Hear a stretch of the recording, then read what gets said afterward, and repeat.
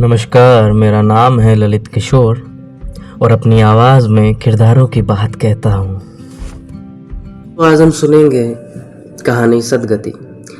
प्रेमचंद द्वारा लिखित यह कहानी तत्कालीन जाति प्रथा, अस्पृश्यता, छुआछूत और धार्मिक अंधविश्वास को उजागर करती है।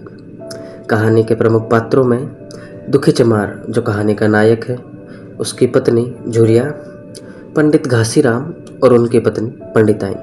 इनके अतिरिक्त एक अन्य पात्र गोंड भी है। चलिए कहानी शुरू करते हैं। सदगति। दुखी चमार द्वार पर झाड़ू लगा रहा था और उसकी पत्नी झुरिया घर को गोबर से लीप रही थी।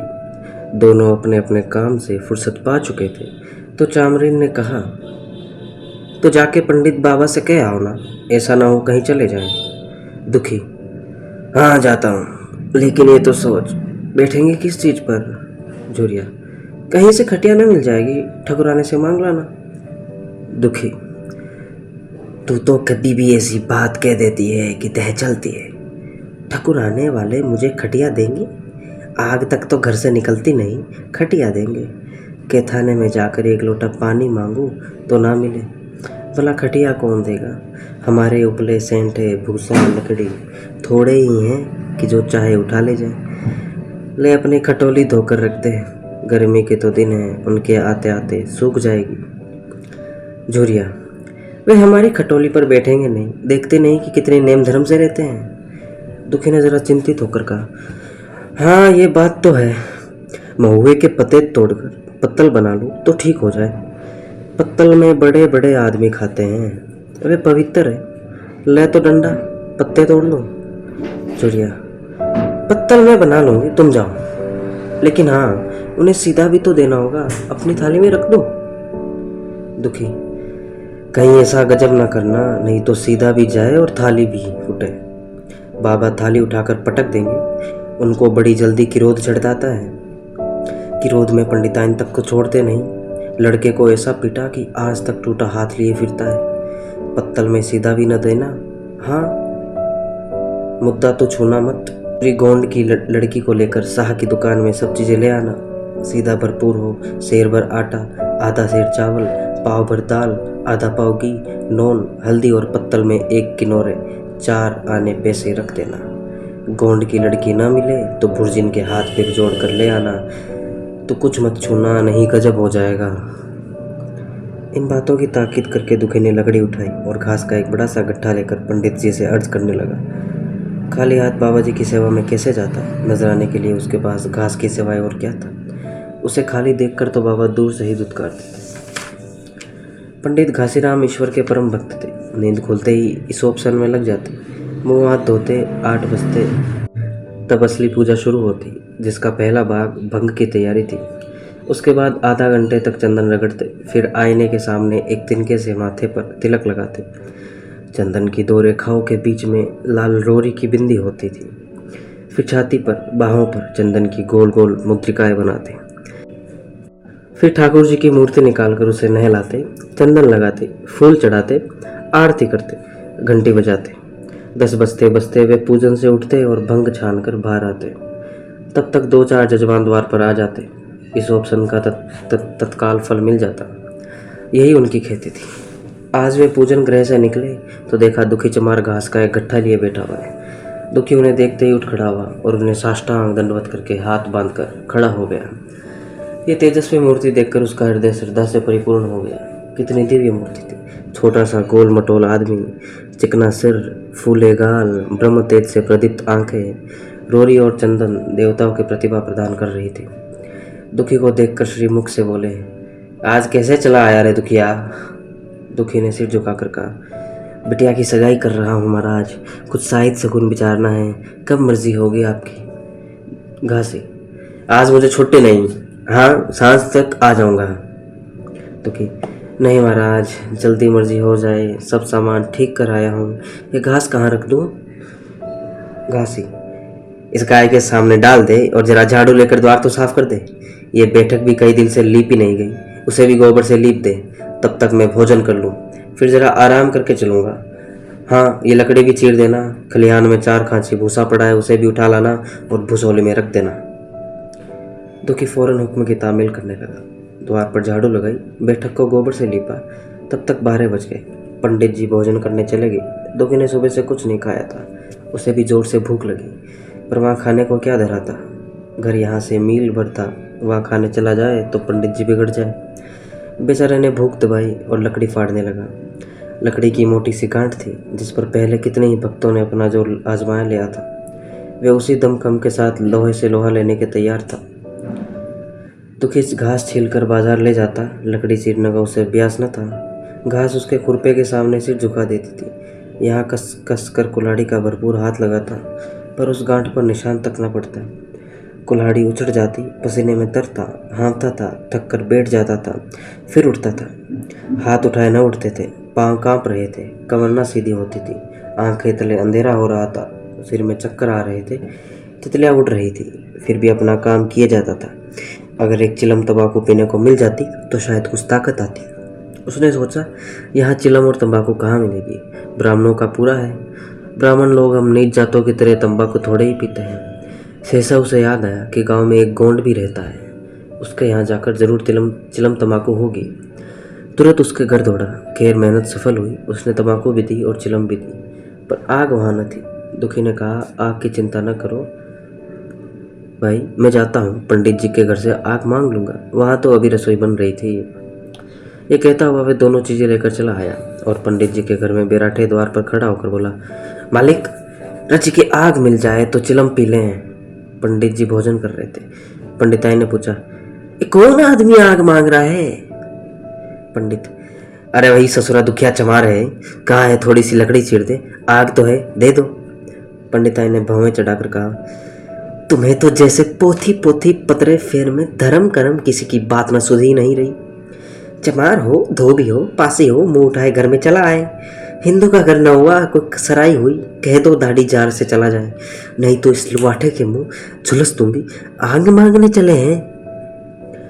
पंडित जी ने उन्हें समझाकर कहा, भीतर आ गया तो क्या हुआ, तुम्हारी कोई चीज़ तो नहीं छुई, धरती पवित्र है, जरा सी आग तो क्यों नहीं देती, काम तो हमारा ही कर रहा है, कोई लोनिया यही लकड़ी पाड़ता तो कम से कम 4 आने लेता। पंडिता ने गरज कर कहा, वह घर में आया क्यों? पंडित ने हार कर कहा, ससुरे का अभागा था, और क्या? पंडिता ने, अच्छा, इस वक्त तो आग दिए देती हूँ, लेकिन फिर जो इस तरह घर में आएगा तो उसका मुंह ही जला डालूंगी। दुखी के कानों में इन बातों की भनक पड़ रही थी। पछता रहा था, नाहक आया। सच तो कहती है, पंडित के घर में चमार कैसे चला जाए, बड़े पवित्र होते हैं ये लोग, तभी तो संसार पूछता है, तभी तो इतना भर चमार थोड़े ही है, इसी गांव में बूढ़ा हो गया, मगर मुझे इतनी अकल भी ना आई। इसलिए जब पंडिताई आग लेकर निकली तो वे मानो स्वर्ग का वरदान पा गए। दोनों हाथ जोड़कर जमीन पर माथा टेकता हुआ बोला, पढ़ाइन माता, मुझसे बड़ी भूल हुई कि घर में चला आया, चमार की अकल ही तो ठहरी, इतने मूर्ख न होते तो लात क्यों खाते। पंडिताइन ने चिमटे से पकड़कर आग लाई थी। 5 हाथ की दूरी से घूंघट की आड़ से दुखी की तरफ आग फेंकी। आग की बड़ी बड़ी सी चिंगारी दुखी के सिर पर पड़ गई। जल्दी से पीछे हटकर सिर के जोट देने लगा। उसने मन में कहा, ये एक पवित्र ब्राह्मण के घर को अपवित्र करने का फल है। भगवान ने इतनी जल्दी का फल दे दिया, इसी से तो संसार पंडितों से डरता है और सबके रुपये मारे जाते हैं। ब्राह्मण के रुपये मार ले तो घर का सत्यानाश हो जाए। पाँव गल गल कर गिरने लगे। बाहर आकर उसने चिलम पी और फिर कुल्हाड़ी लेकर जुट गया। खटखट की आवाज़ आने लगी। उस पर आग पड़ गई तो पंडिताइन को उस पर कुछ दया आ गई। पंडित जी के उठे तो बोली, इस चमरवा को कुछ खाने को दे दो, बेचारा कब से काम कर रहा है, भूखा होगा। पंडित जी ने इस प्रस्ताव को व्यवहारिक क्षेत्र से दूर समझकर पूछा, रोटियां है? पंडिताइन, 2-4 बच जाएंगी। पंडित, 2-4 रोटियों में क्या होगा, चमार है, कम से कम शेर भर चढ़ा जाएगा। पंडिताइन कानों पर हाथ रखकर बोली, अरे बाप रे, शेर भर तो फिर रहने दो। पंडित जी ने अब शेर बनकर कहा, कुछ भूसी चोकर हो तो आटे में मिलाकर दे दो, लिट्टी ठोंक दो, साले का पेट भर जाएगा। पतली रोटियों से तो इन चीज़ों का पेट नहीं भरता, इन्हें तो ज्वार का लिट्टा चाहिए। पंडिताई ने कहा, अब जाने भी दो, धूप में कौन मरे। दुखी ने चिलम पीकर फिर कुल्हाड़ी संभाली। दम लेने जरा हाथों में ताकत आई। कोई आधे घंटे तक फिर कुल्हाड़ी चलाता रहा, फिर बेदम होकर वहीं से पकड़ के बैठ गया। इतने में वही गोंड आ गया। बोला, क्यों जान देते हो बुड्ढे दादा, तुम्हारे फाड़े यहाँ गांठ ना फटेगी, ना खलाकान होते हो।